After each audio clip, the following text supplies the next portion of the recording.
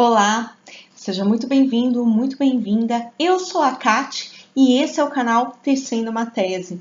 Se você é novo, nova por aqui, se inscreva no canal para ter acesso a conteúdo sobre saúde mental, pós-graduação, hábitos de estudo e conteúdos em geral sobre conhecimento.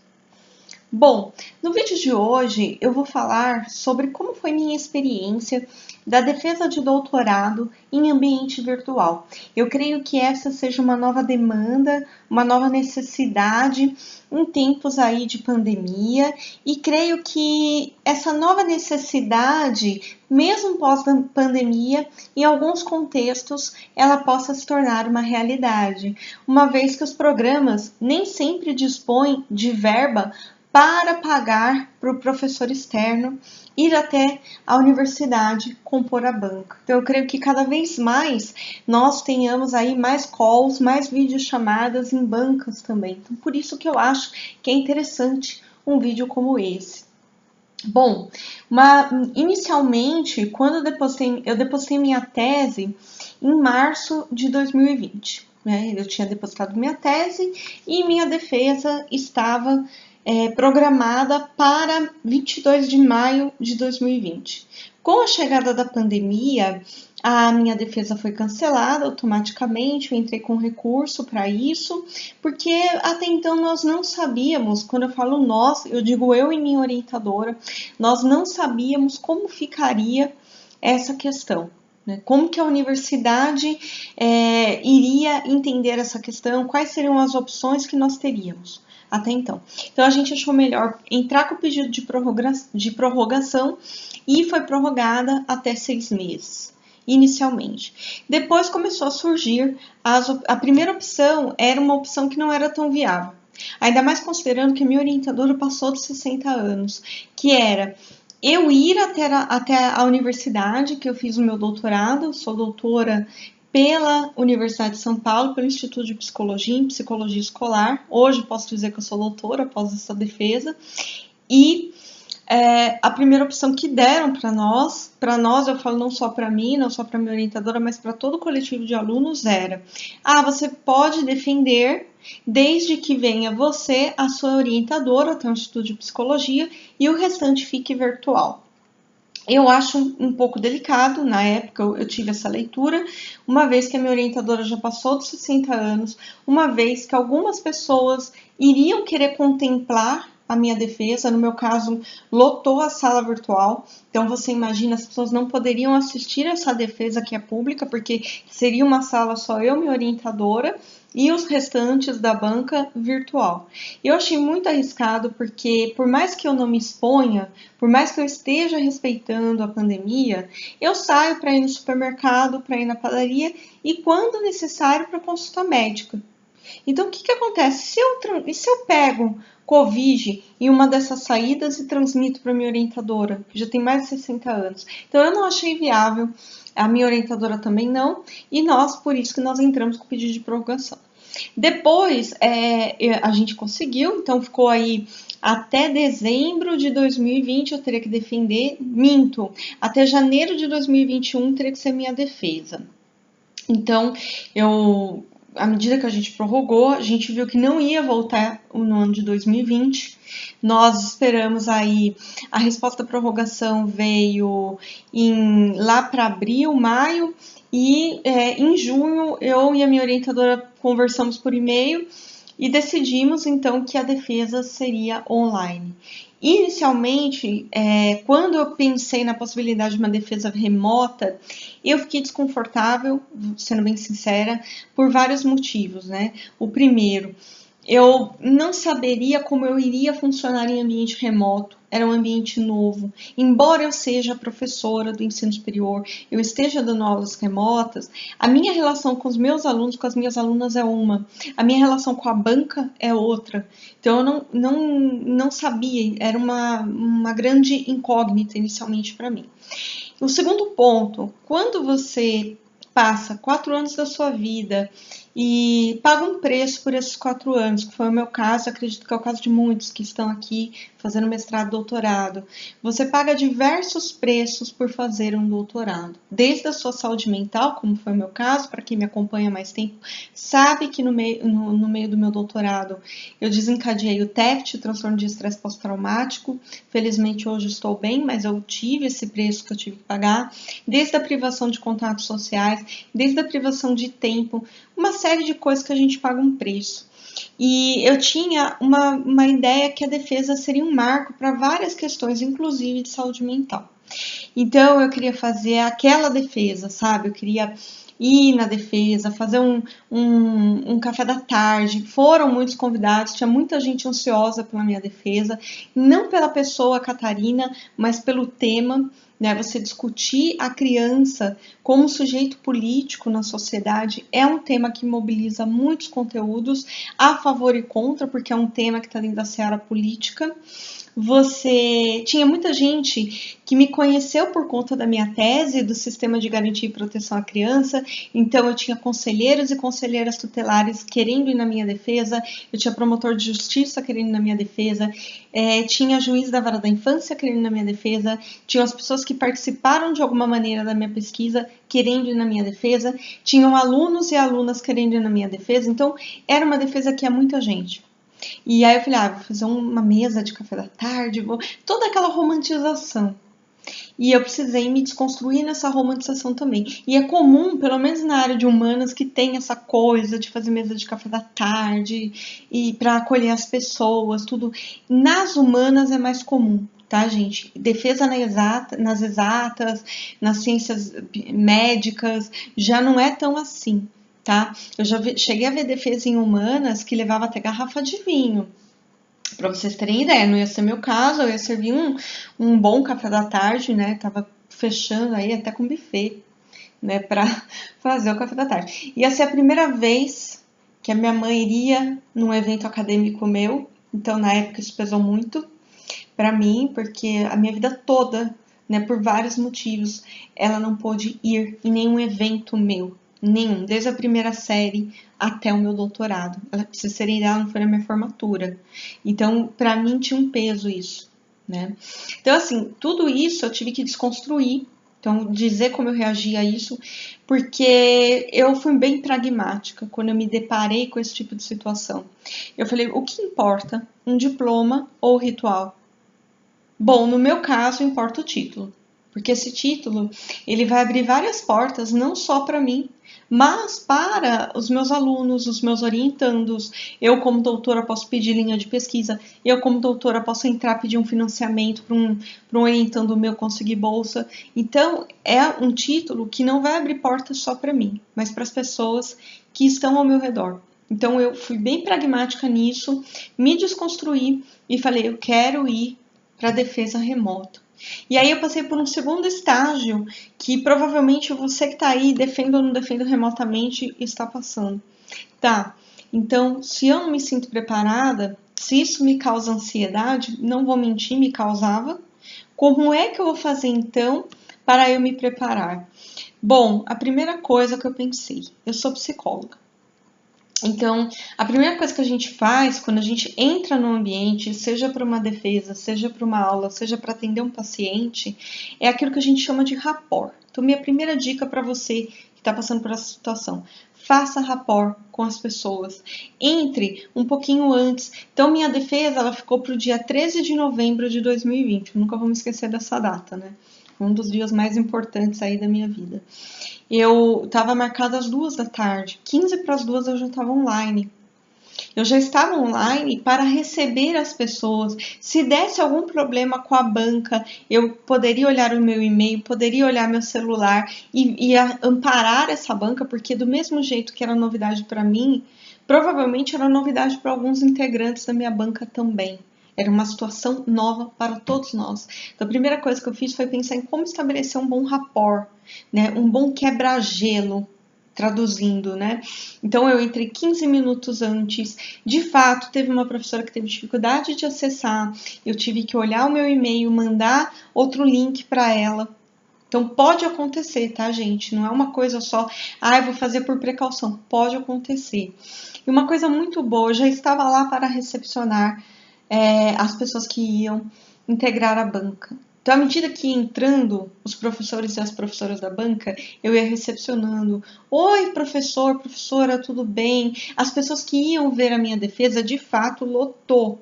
Você pega a gravação da minha defesa, é uma sala lotada, uma sala virtual lotada de gente. Ora tinha gente que entrava, ora tinha gente que saía, porque uma defesa de doutorado, olha, para vocês terem ideia, ela iniciou às 2 da tarde e terminou às 8 da noite. Então demanda muita disposição, tanto minha, quanto da banca, quanto dos convidados e das convidadas.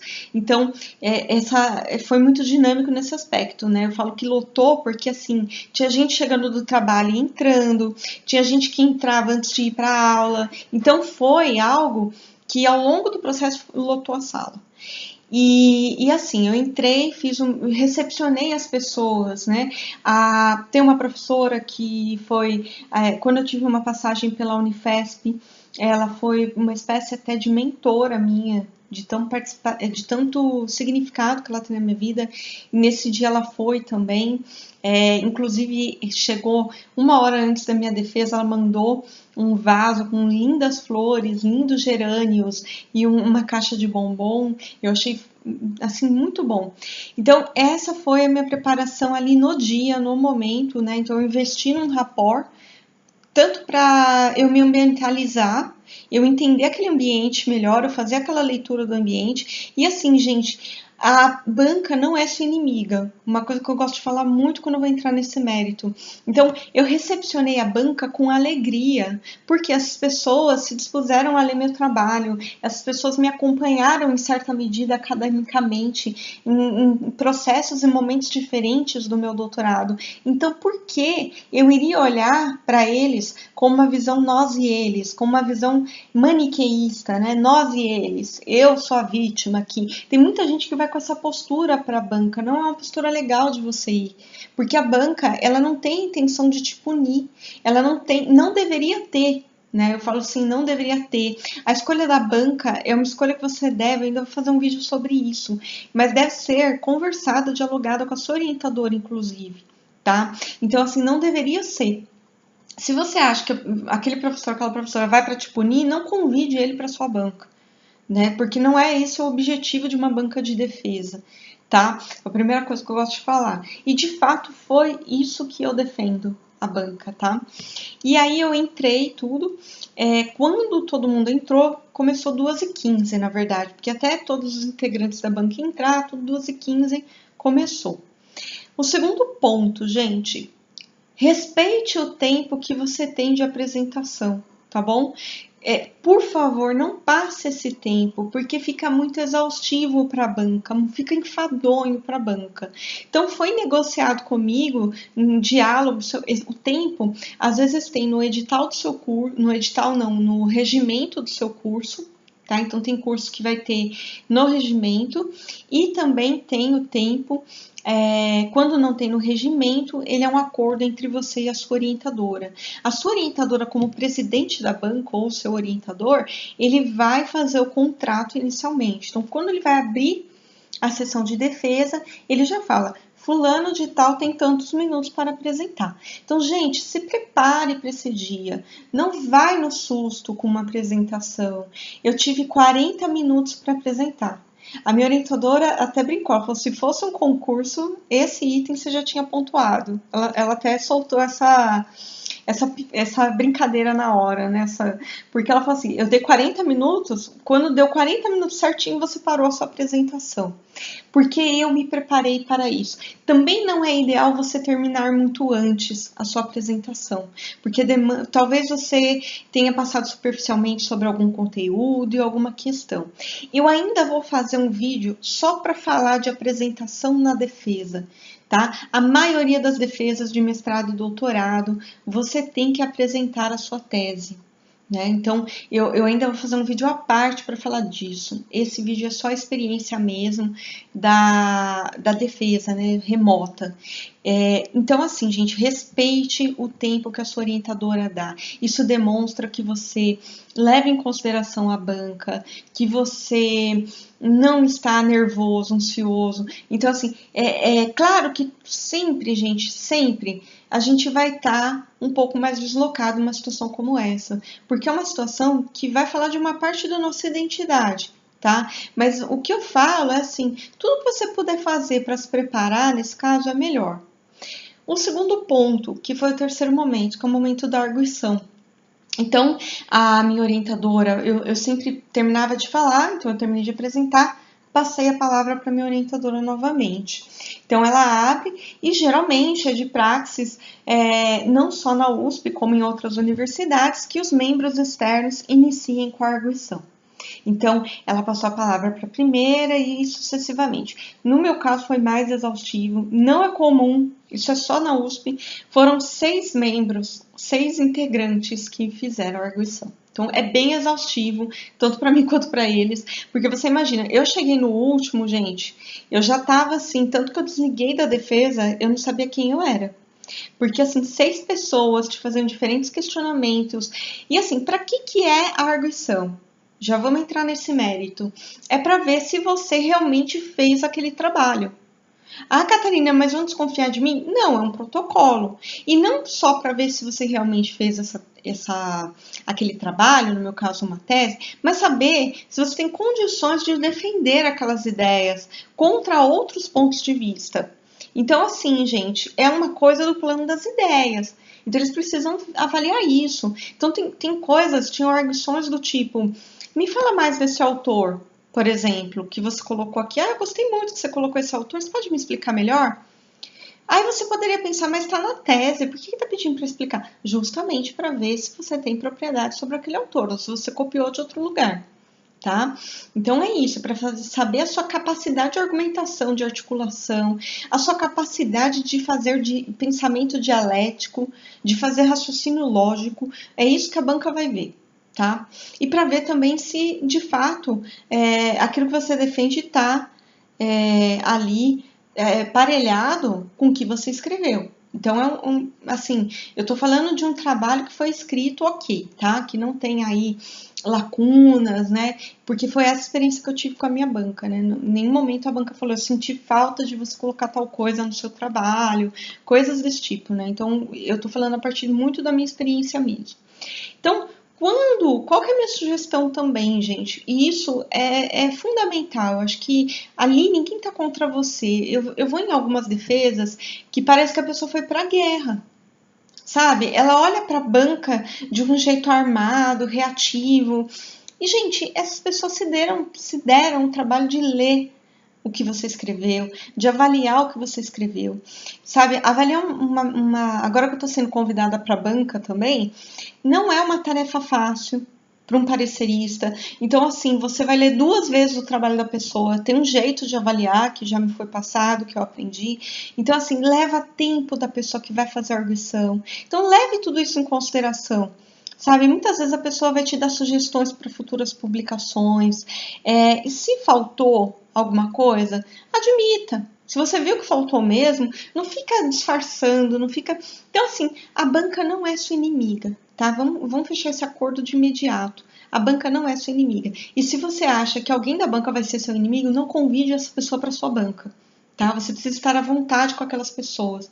Eu precisei tirar uma pessoa da minha banca, né? Não, infelizmente, porque houve um acontecimento que eu não me sentiria mais à vontade em ter essa pessoa da banca. Foi a primeira vez que isso me aconteceu e é com muito pesar que eu falo isso, né? Mas eu preferi tirar essa pessoa do que no dia não ficar à vontade com ela, não saber se ela está questionando o que ela está questionando, porque ela está falando do meu trabalho ou aquilo que ela foi fuçar da minha vida de bastidor, que foi o meu caso. Não sei por que essa pessoa fez isso, tudo, mas ela fez. Foi o que chegou até mim. Então, eu preferi não convidar essa pessoa para minha banca, porque não seria uma pessoa que eu me sentiria à vontade. Tá? Agradeço todas as colaborações, sugestões que essa pessoa fez em outros momentos do meu doutorado, mas a partir do momento que houve esse episódio, eu preferi não convidá-la para a banca, porque eu não ia me sentir à vontade com ela. Não era nem uma questão pessoal. Eu não ia me sentir à vontade com uma pessoa que fez o que essa pessoa fez. Tá? Então, porque eu ficaria sempre na dúvida. A cada pergunta dessa pessoa, eu falo assim: essa pessoa tá me perguntando isso porque ela foi fuçar a minha vida, ou seja, o meu processo de adoecimento mental na pós, ou porque ela realmente avaliou o meu trabalho. Então, ficou uma linha tão assim confusa de eu entender que eu preferi não pôr essa pessoa na minha banca, por exemplo. E é melhor.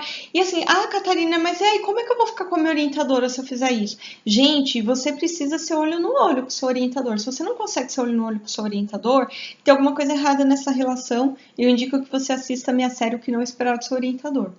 Tá? Porque para esse tipo de coisa você precisa ser transparente com o seu orientador. Eu falei com a minha orientadora no dia, eu falei assim, muito chateada com ela, e ela falou: poxa, uma pena, eu lamento, mas se você não vai estar à vontade na banca, é melhor tirar.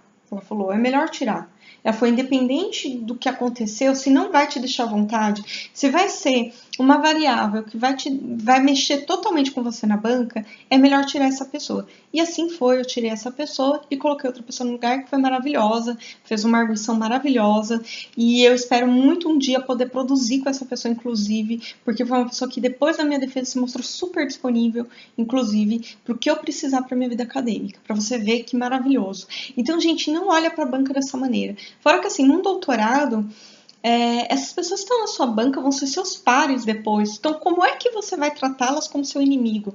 Que é o pior erro que eu vejo numa pessoa numa banca, seja remota ou presencial, é isso. Né? A pessoa acha que é inimigo, o arguidor. Ele não é teu inimigo, sabe? Eu tô indo como arguidor agora, provavelmente nos próximos meses irei aí em algumas bancas, e jamais que eu vou para punir uma pessoa. Eu vou para falar a minha experiência com a leitura do trabalho dela, sugerir melhorias em futuras publicações, coisas desse tipo. Né? Ninguém vai para uma banca querendo reprovar alguém, de modo algum. E assim, se o teu trabalho está ruim, ele precisa ser reprovado, ele já não é depositado geralmente. Sua orientadora, ela tem que ser franca com você, o seu orientador. Se o teu trabalho está ruim, ela não assina o depósito. Para você depositar, o seu orientador precisa assinar. Senão, nenhum programa vai aceitar sem a assinatura do seu orientador. Ele tem que mandar um parecer de que ele aprova, né, o seu depósito. Se o seu orientador acha que está ruim, ele não vai deixar você depositar. Ou seja, quando vai para a banca, a chance de reprovação não é tão grande em geral por isso também. Né? Você pode, por exemplo, tem programa, você pode passar com uma nota 8, uma nota 7, mas reprovação, depois que o seu orientador ele assinou que você pode depositar, raramente acontece. Não sei que esteja, assim, seu orientador não leu o seu trabalho e você depositou e ele assinou. Caso contrário, né, a banca está lá realmente para articular com você, não para te reprovar.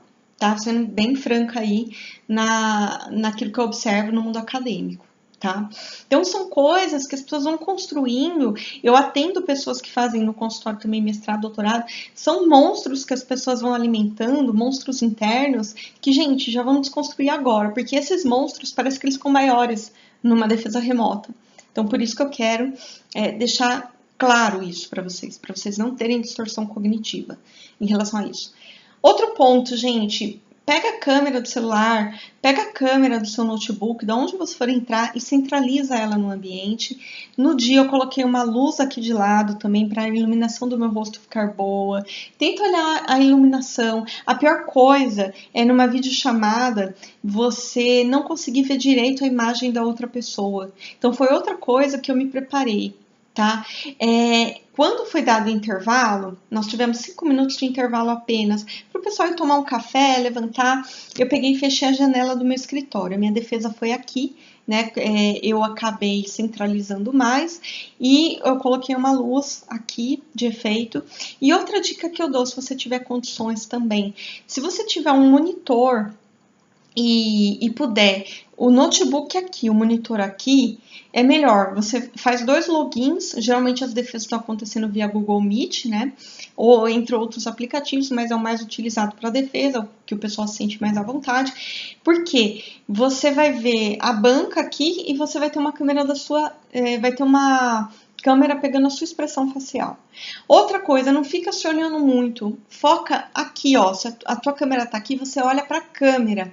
tá? Quando alguém estiver fazendo a erguição, olha para a pessoa, tá? Tenta deixar o mais natural possível, tá? Outra coisa, estão vendo que a minha mão tá aparecendo nesse vídeo? Deixe a câmera numa distância que a pessoa possa ver sua mão. É claro que eu não indico, em termos de gesto, você ficar falando, gesticulando toda hora. Embora essa seja uma das minhas falhas, tá? Eu não indico, mas é algo que eu procuro maneirar. Eu quando comecei minha carreira como docente, quando eu comecei falando em palestras, tudo como psicóloga, gente, eu gesticulava muito com a mão. Então, é uma coisa que eu tenho, não é que você não possa gesticular, mas movimentos suaves, leves. Então, preste atenção nisso. Se você estiver muito ansioso, eu indico você uma estratégia que eu uso, né? Segura uma caneta para falar. Porque quando a gente está ansioso e vai gesticular com a mão, a gente faz movimentos bruscos, não esses que eu estou fazendo aqui. Movimento assim, assim, parece que vai bater na pessoa. Então, use uma caneta para você ser o seu pêndulo gestual também. É outra dica que eu dou. E assim, gente, começou a arguição, primeira coisa, enquanto você se organiza para responder as perguntas da banca, comece sempre agradecendo a presença da pessoa, o trabalho que essa pessoa teve de análise, de avaliação do seu trabalho. Agradeça. Ser humano não é máquina. Essa pessoa disponibilizou uma parte do tempo dela para ler o seu trabalho. Provavelmente, assim, nós professores somos muito ocupados. Então, provavelmente, essa pessoa, sendo bem honesta, virou noite lendo o teu trabalho, pegou tardes que ela poderia fazer um artigo científico e foi ler teu trabalho, então agradeça, tá? Eu falo assim, que humildade e respeito nunca cai de moda, tá? E humildade não é feio. Muito pelo contrário, te torna um ser humano melhor. Então, agradeça a banca, cada integrante. Inicie falando sua trajetória com essa pessoa muitas vezes. Olha, é um prazer ter você na banca, que me acompanhou em tal período. Fale brevemente, não se estenda muito, mas retome. Né? Teve uma das integrantes que eu comecei. Eu agradeço a sua presença, você ter aceitado o convite de vir para a banca final e pelas sugestões que você me deu na qualificação, por você ter me acompanhado como intelectual, o meu desenvolvimento. Admiro a mulher feminista, militante do movimento negro que você é. Eu iniciei dizendo da onde a nossa relação se localiza, para depois responder as perguntas, tá, gente? O reconhecimento social, ele é fundamental, tanto para nós, quem não gosta de ser reconhecido, quanto para eles, tá? Então, assim, reconheça a disponibilidade dessas pessoas em estarem lá com você, tá? É a primeira coisa que eu gostaria de indicar. O segundo ponto vai ter um tempo para arguição de cada membro. No caso, tinha 20 minutos para as pessoas fazerem perguntas para mim, mais 20 para eu responder. Não ultrapasse esses 20 minutos também, tá? É outra sugestão, porque senão fica exaustivo demais para todo mundo, inclusive para você. E você não vai conseguir chegar no final, se você ultrapassar muito, respondendo todas as perguntas, tá? Bom, quais dicas além dessa eu posso dar, né? Desde câmera, Catarina, não conheço o Google Meet, por exemplo, não conheço o aplicativo que a minha universidade utiliza para eu fazer a defesa remota. Gente, não conhece, tá ansioso? Entra um dia antes, testa aonde que compartilha a tela. Sabe, a pior coisa, gente, é você fazer uma apresentação de uma coisa tão importante na sua vida, de um marco na sua vida. E quem faz mestrado, doutorado, sabe que é um marco na vida, porque é uma conquista muito grande, ainda mais se você, dependendo da sua história de vida, como é meu caso, é muito frustrante você ter essas dificuldades. Então, assim, gente, entra um dia antes, testa onde compartilha a tela, testa a câmera, testa tudo, vê se tudo está funcionando, tá? Para você não ter surpresas desnecessárias no dia. Outra coisa que é importante você fazer também, tá? Bom, eu falei do início, no durante e no depois. O depois geralmente é de bom tom, né? Ou a universidade, ou você criar outra sala para o momento que eles vão fazer aí, decidir a sua vida. Né? Tem esse terceiro momento em que a banca se reúne sem a minha presença, sem a presença dos convidados, para decidir a vida daquele doutorando, daquela doutoranda. Então, eu criei essa outra sala, no caso, a USP não criou. Então, eu, uma semana antes, chamei minha orientadora no WhatsApp, gravei um áudio para ela. Eu tenho essa liberdade com a minha orientadora, felizmente, ela comigo, e falei: Letícia, posso criar uma sala para o momento da deliberação da banca? Uma vez que o programa não criou, eu penso que seja de bom tom criar essa sala, né? Ao invés, imagina uma sala com 250 convidados, no total, eu, convidado e banca, todo mundo sair para eles deliberarem, né? Demoraria muito tempo, geraria muita burocracia, então fica mais fácil eles irem para outra sala. Ela falou: não, é isso mesmo, cria a sala, já me põe de convidada, e eu já criei, já convidei todo mundo. Quer dizer, uma semana antes já estava tudo organizado nesse aspecto. Então, é outra dica que eu gosto de dar, porque presencialmente todo mundo sai da sala para a banca ficar. Ou quando tem muita gente, a banca sai da sala da defesa, vai para uma sala ali do lado para poder deliberar sobre a sua vida, o seu rumo acadêmico. No caso ali não tinha essa realidade, então eu criei essa sala e foi muito rápido, funcionou muito bem essa mecânica. Então é uma dica que eu dou para quem tiver interesse fazer isso também. Aí é deliberado, né? No meu caso foi bem emocionante, algumas pessoas quiseram falar depois, principalmente uma das narradoras da minha pesquisa estava na minha defesa. Ela quis falar como é que foi a experiência dela participar da minha pesquisa e foi muito emocionante esse final, tá, gente? Também a minha orientadora falou, eu achei muito bonito, ela falou da nossa relação, de como ela aceitou me orientar, foi muito emocionante mesmo esse momento. Eu fui aprovada direto, sem correções, né? Tem universidade que te aprova, mas com indicação de correções no seu trabalho. Tá? Então, geralmente existem 3 formas de aprovação, exceto nas PUCs, tá? A PUC não tem essa possibilidade de você corrigir algumas coisas no seu trabalho. Reprovação, aquilo que a gente já falou, é raro quando a sua orientadora leu o trabalho e autorizou o depósito. Aprovação com sugestões de alterações, no meu caso, não foi meu caso, mas aí você tem até 60 dias para entregar para o programa uma nova versão da sua tese com as recomendações do que a banca pediu para você alterar. No meu caso, não houve nenhum pedido de alteração, mas sim que eu pensasse em algumas coisas para futuras publicações. Então, eu não vou precisar entregar essa via. E aprovação direta, sem nenhuma recomendação de alteração, que foi o meu caso, tá, gente? Vai depender muito da sua banca. Eu não acho humilhante ter que corrigir. Tem muita gente que entende muito mal isso também. Ah, mas se eu defendi, eu tenho que corrigir. Gente, a vida acadêmica, ela é um processo de desenvolvimento. Então, se eu fui preparada, inclusive, para ter que corrigir coisa, que no meu caso não aconteceu. Eu fui aprovada direto. Mas se tivesse acontecido, não teria problema algum da minha parte, porque deixaria o trabalho mais conciso, mais coerente, mais coeso. Então, eu não teria problema nenhum se eu tivesse que fazer alterações, tá? Farei algumas coisas que foi recomendado em futuras publicações, mas é isso. Bom, e como é que eu me preparo pré-banca, né? Porque a gente falou do antes, durante e depois. Gente, a primeira coisa para você se preparar pré-banca é você não deixar para a última hora, né? Máximo risco, né? Eu falo assim, mínima preparação, máximo risco e vai com emoção, tá? Se você não quer ir com emoção para uma banca, se prepare antes. Ah, Catarina, como é que eu posso me preparar? Gente, assim, do dia que marcou a data, eu li o meu trabalho novamente, e daí com uma postura diferente, não como uma escritora de uma tese, mas como alguém que iria apresentar. E eu selecionei os principais pontos do meu trabalho, até porque deu 300 páginas a minha tese. Geralmente pesquisa com narrativa de história de vida, com relatoral, dá bastante página, tá, gente? Não é porque eu enchi linguiça, é porque dá bastante página, porque você vai mostrar documentos, você vai mostrar fotos, você vai mostrar várias entrevistas, então isso aumenta o volume do seu trabalho. No caso de entrevista de história de vida, tá? Que foi o método que eu utilizei. Então, eu selecionei, eu quero fazer um vídeo à parte de como montar a apresentação. Mas eu, Catarina, eu selecionei os principais pontos que falavam da minha tese e montei a apresentação. Uma vez que eu montei a apresentação, e eu revi várias vezes, eu pensei em cada detalhe. E assim, gente, não façam apresentações enfadonhas. Eu usei muita imagem, por exemplo. É super cansativo uma pessoa entrar, olhar e ter um monte de texto.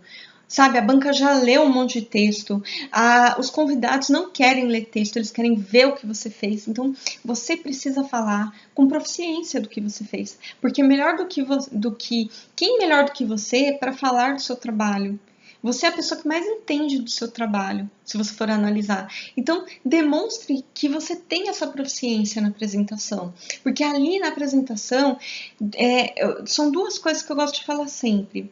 Primeiro, a banca já tem um conceito do seu trabalho, mas esse conceito, ele não está totalmente fechado.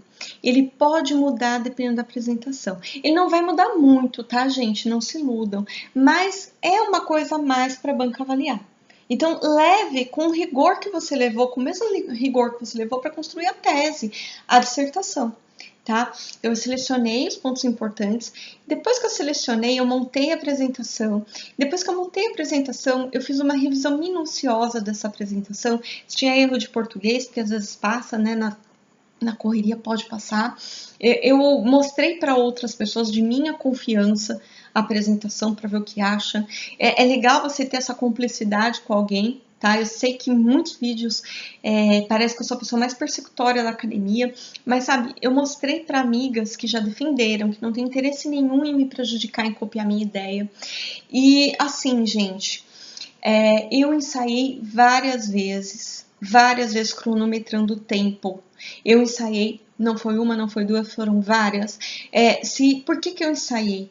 Se acontece alguma coisa, a minha apresentação não abre no dia. Eu tenho que saber de cabeça o que eu vou falar. Se acontece alguma coisa, sabe, pode acontecer qualquer coisa numa apresentação. E aí, acabou a apresentação, você não sabe o que falar? Então, por isso que eu falo, ensaie mais de uma vez. Grave você ensaiando para você pegar vício de linguagem. Eu mesma, por ser professora, é muito comum o professor ter vício de linguagem, porque a gente fala muito quem é professor. Então, assim, eu tirei os NES, eu tenho muito vício de linguagem de concordância. Ah, entendeu, você sabia, eu tenho muito esse tipo de vício de linguagem, que numa sala de aula até dá um conectivo, você terminar uma frase e falar assim, você entendeu? E você dá uma brecha para o aluno perguntar, quando você faz isso numa sala de aula. Mas não é o caso numa defesa falar isso. Então, foi uma coisa que eu tomei um cuidado maior. Então, outra coisa, o ritmo da sua fala. Não é para falar como se fosse acabar o mundo. Os anjos, né, da trombeta tocou, os anjos do apocalipse vão descer na terra. Não, né? Não, porque senão ninguém vai entender o que você está falando. Mas também não é para falar como uma tartaruga. Eu vejo que tem gente que fala que nem fala devagar, parece a corrida da tartaruga. Então, assim, você precisa ter um ritmo de linguagem, de fala, em que você consiga conectar ideias, sem ter vício de linguagem, igual eu estou falando agora com vocês, percebe? Eu consigo falar de uma maneira que eu vou pausando e ao mesmo tempo eu vou construindo a próxima frase sem utilizar nenhum vício de linguagem. E a minha fala, ela sai mais clara, ela sai mais... Entendeu? Olha lá o vício de linguagem. Mas é isso que eu quero dizer. Outra coisa que eu vou dar de aconselhamento final. Então, essa foi a preparação. Estude, ensaie muito.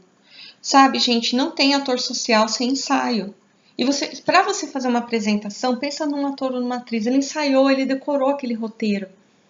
E você precisará ensaiar da mesma maneira. Você precisará ter intimidade com a sua apresentação. Se tirasse a minha apresentação no dia, eu saberia a ordem de todos os slides. Eu não precisaria ficar olhando, lendo o slide. Porque eu ensaiei tanto que eu sabia a ordem de cada lâmina do meu slide. É importante isso. Gente, a defesa é só uma vez na vida. Por isso que você precisa estar preparado, estar preparada.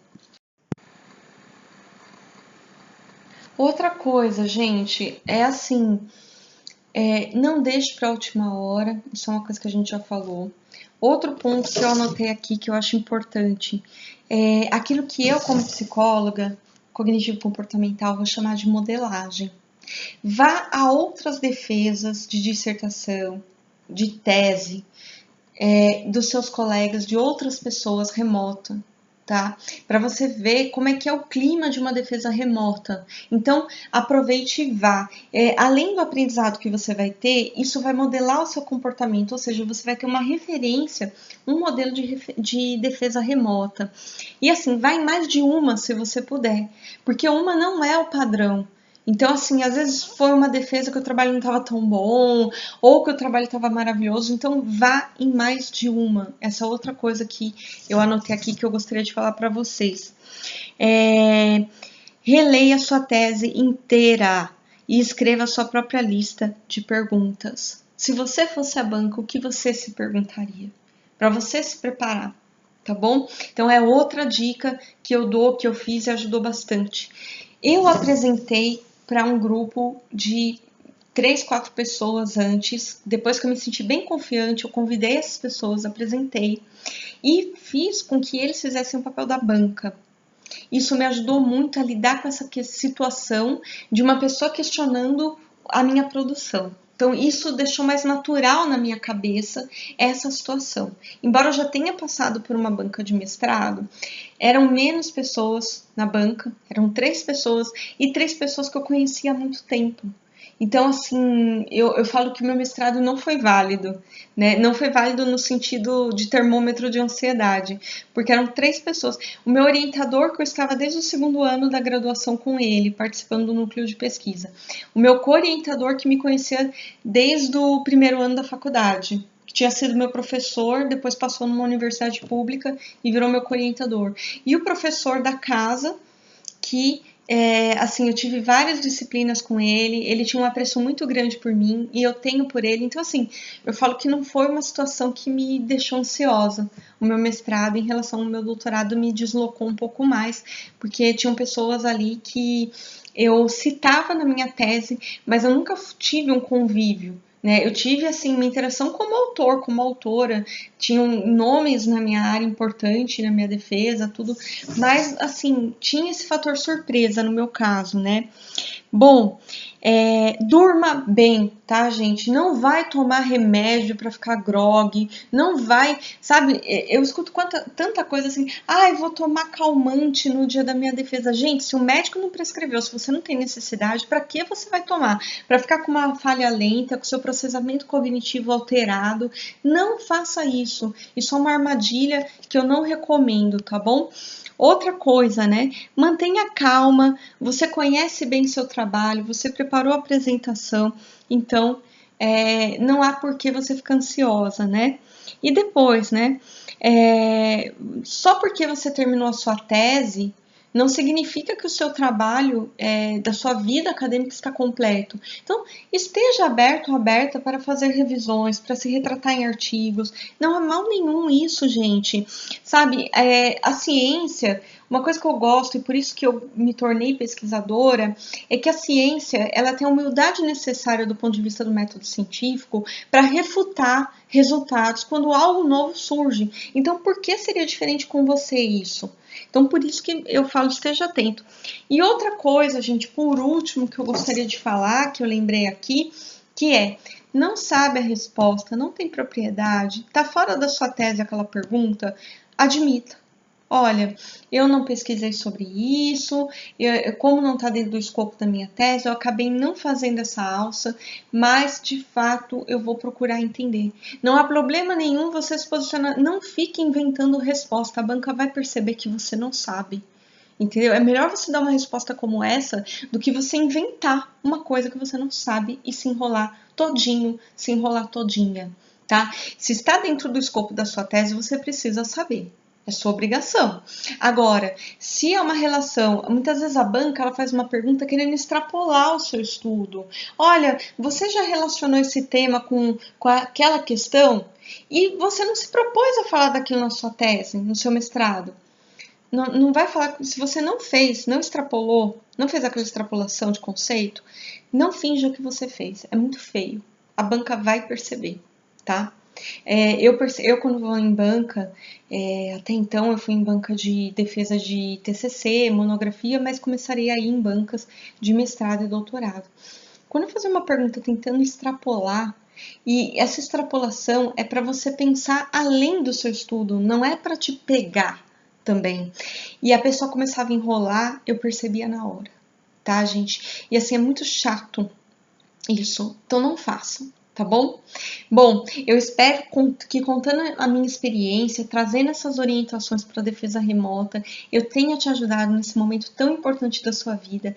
Desejo que a sua defesa seja um sucesso, né? Você foi lá, você se dedicou, você escreveu um trabalho de pesquisa, agora é o momento de você brilhar. Tá bom?